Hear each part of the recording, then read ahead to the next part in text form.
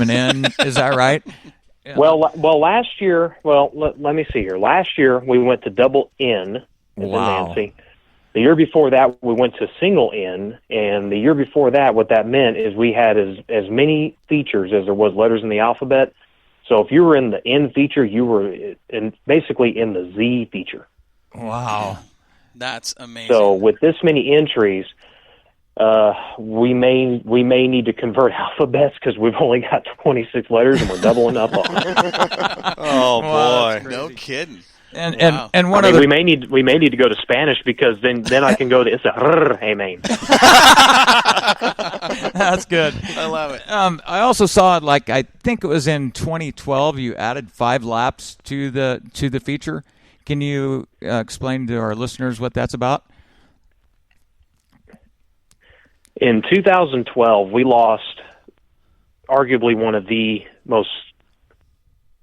probably one of the sweetest souls in motorsports, and that was Donnie Ray Crawford. He was murdered on that Saturday of 2012. Oh, wow. So the race had been 50 laps. Well, Donnie's number was 55. Okay. So in honor of Donnie, our feature, not only in the Chili Bowl, but also in the Outlaw feature for the shootout, will always be 55 laps for the Crawford family. Wow, that's awesome. That is awesome. And they're still heavily involved with the Chili Bowl, correct? Yeah. They actually just presented scholarships for the Donnie Ray Crawford Memorial Foundation, which that's something you can look up online, and that's open to anyone who is wanting to further their education. There are strict guidelines for it. I mean, you do have to keep a 3.0 GPA. It's not the usual you can C's get degrees. I mean, you gotta work for it. Uh-huh. That's cool. But it's open to any field of study. Wow. Any field of study, so it doesn't have to be motorsports related. No, it does not have to be motorsports related. If you want to go into engineering, if you want to be a mathematician, if you want to get a degree in underwater basket weaving, if they approve it. Underwater basket weaving. I love it. That's cool though, because I mean that really opens up the doors for a lot of kids that otherwise, wouldn't have a chance. I think that's a great deal. No, it really does. And having gone to, and I'll just say this: if I can graduate from a university, anybody can. Having gone through that and seen the bills that come with it, every little bit helps. Yeah, absolutely. Yeah, with the cost of education in today's world, that's any break you can get is much appreciated, I'm sure, by every student. It's crazy what it costs now.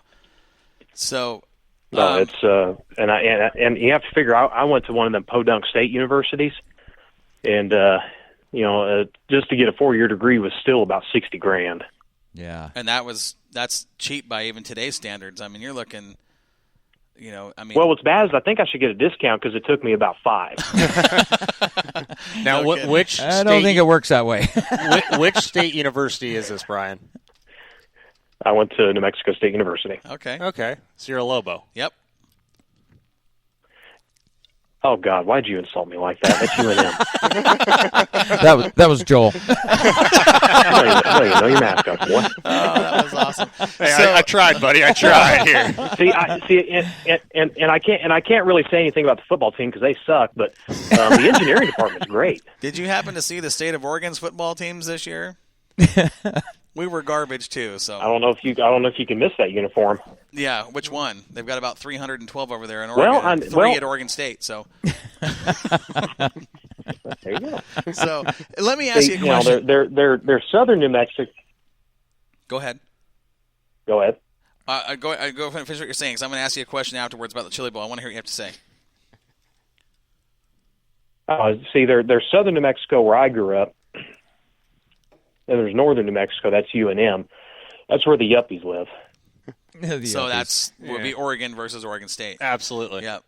I got there you go. There okay. you go. It's Southern California versus Northern California. So this is going to be a tough question, and I'm going to put you on the spot here. And as an announcer myself, I've been asked, at our racetrack, this question, and it's always hard for me to answer. But at the Chili Bowl. Wait. Is this true or false or multiple choice? This is multiple choice. No, this is not a multiple choice. This is essay. This is a straight-on, head-up answer, and it's going to be tough because I hate this question, but I get it all the time. At the Chili Bowl, okay, who is the best you've ever seen? At the that best show. I have ever seen. At Well, that show. I haven't been around long. I haven't been around long enough to tell you. So, and just the time you've been associated with the show. Now, why are you doing If that, I Tim, had Corey? to put a name on anybody as far as what I've seen, as far as car control, the ability to cut through a crowd and get to the front, hands down, it's Sammy. Sammy. Yeah. Kind of hard to argue with, but five wins. You know, but what about this Abreu kid Well, coming up? Sammy is good, and Rico's catching him. Yeah, Rico Abreu has taken the world by storm the last couple of years, whether it's in a sprint car or a midget or a truck or dirt, asphalt, it doesn't matter. That NASCAR. dude can drive. Well, I go back to, we're in the press conference one day, and Tony Stewart's sitting there, and he goes, Chili Bowl's probably one of the few places where you can see a midget win with a midget. But how true is that? I mean, perfect. It's perfect, but, Oh, man. And Tony's probably one of the only people that get away with saying that. But. True. Very true. But I can tell you, I watched Abreu. And let me tell you about Rico. He is one of the most down to earth, kick back, nice people you'd ever want to meet. Absolutely. Yes. We're at Indy at PRI. He's doing business. He's trying to conduct his business. He saw me. He stopped, made it a point to come over and say, "Hey, how you doing?" Didn't have to do that. Right. And when he's here, anytime, hey Rico, Texan Day, are you good with doing our press conference? Sure, I'll be there. Not a problem. Yeah. There's like I said, he is one of the he's one of the absolute nicest people in motorsports.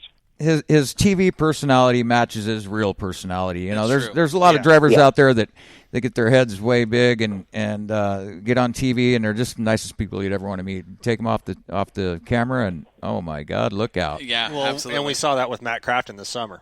Matt Crafton's down Very to down to earth. He's the Yep. same way. And I'll tell you, all the guys that drive for Keith Kunz, Larson, Bell, Rico, and all of them, none of them are different from what you see there to what you see here.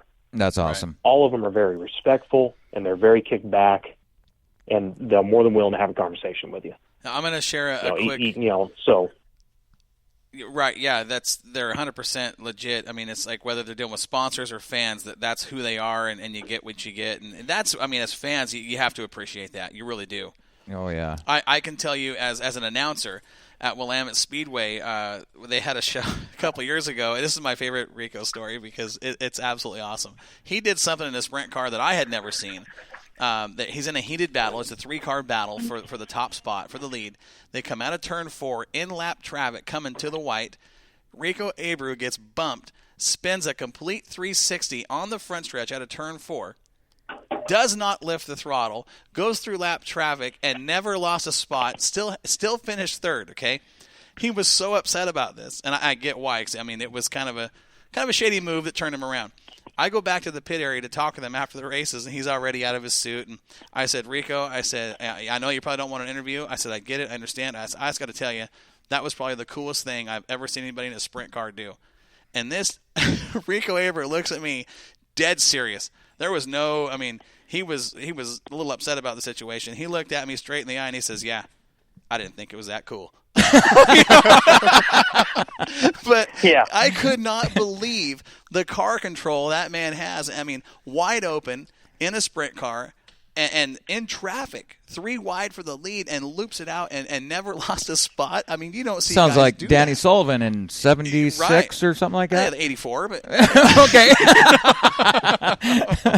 Oh, man. but it was awesome. I mean, the guy is just phenomenal in a race car.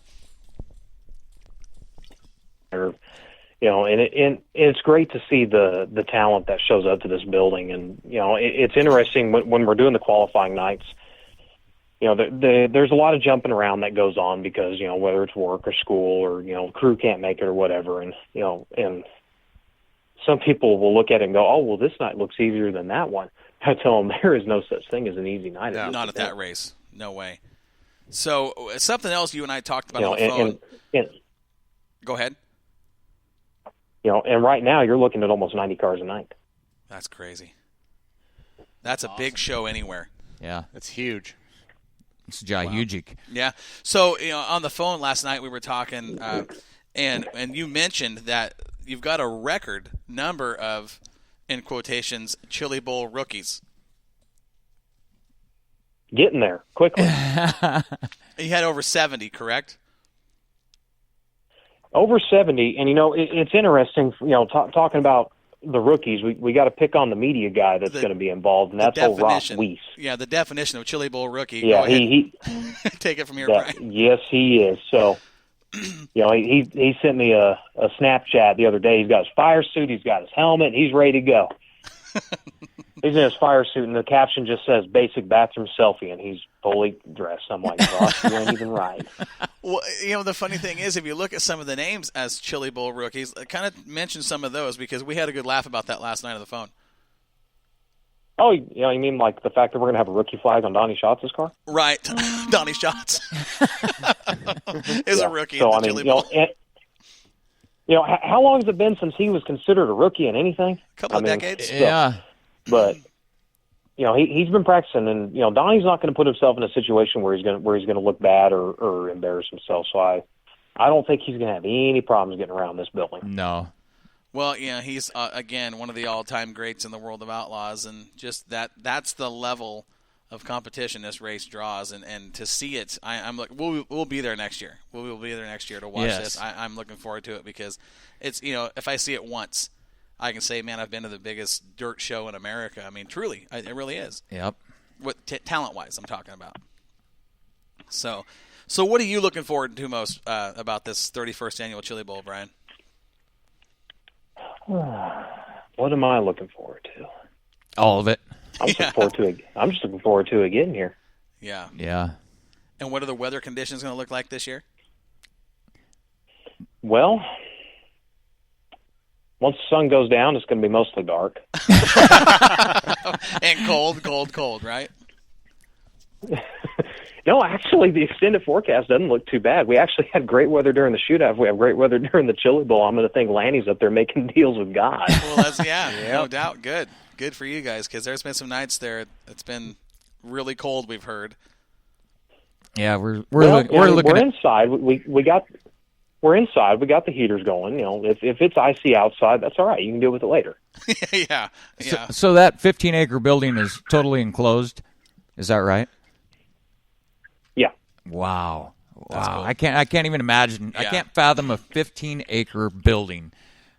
15 acres. You know how big that is? You know what I'm looking forward to? It's less than 16. It's 15 acres. It's Yeah, more than 14. yeah. You know what I'm looking forward to? I'm looking forward to getting in there next year and just hearing that show. Just Yeah. the sound. Oh, man. I bet you can just feel it in your chest when those things fire up. It's going to be awesome. Oh. So, man, it has been awesome. Yeah. Brian, anything you want to talk about real quick? If you've never had the chance to make it to the Chili Bowl, you certainly owe it to yourself as a race fan to come out and enjoy this. It is a gathering of many. You talk about a gathering of cultures. This would be a gathering of rednecks. And, Nice.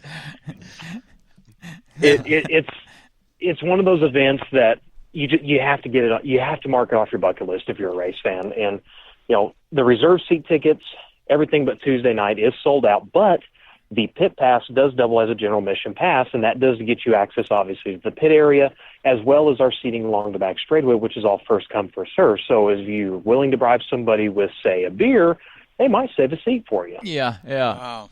And then once you sit down, you just stay there for the week, right? You camp. Yeah, there you go. Camp in the grandstand. You sit down and you grow roots. That's right. But if you're within travel distance, well, even if you just have to get on a plane, you owe it to yourself to make it down here. If you need more information on the Chili Bowl Nationals, you can find us always online at chilibowl.com. You can find us on Facebook. You can stalk us on Twitter as well as Instagram. And if you just want to call and harass us and ask questions, you can call us at 918-838-3777. But Nice. Be nice to Shirley, and she'll be nice to you. Well, and Brian, this race is televised. Where can folks get the pay-per-view to watch that? Well, if you want the online pay-per-view, you can go to racinboys.com. Of course, Racing Boys is the official pay-per-view provider of not only the Chili Bowl, but the Shootout, as well as the Lucas Oil American Sprint Car Series. And Saturday night, we do go live on MAV TV. At that point, Racing Boys will go to audio and MAV TV will take over the broadcast, and they will also simulcast it on LucasOilRacingTV.com.